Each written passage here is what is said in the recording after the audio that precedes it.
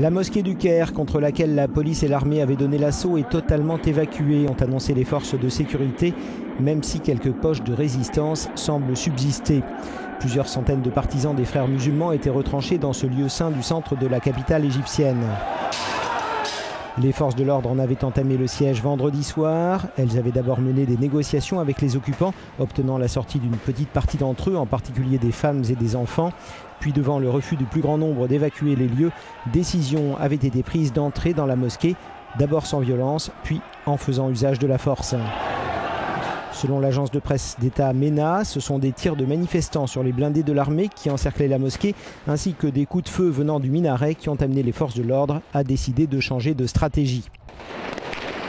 Autour de la mosquée, il y avait, outre l'armée et la police, de nombreux opposants aux frères musulmans qui ont eux aussi investi la mosquée, puis frappé à coups de bâton et de barres de fer des partisans du président destitué Mohamed Morsi en train de quitter les lieux. Illustration d'un pays plus que jamais au bord de la guerre civile.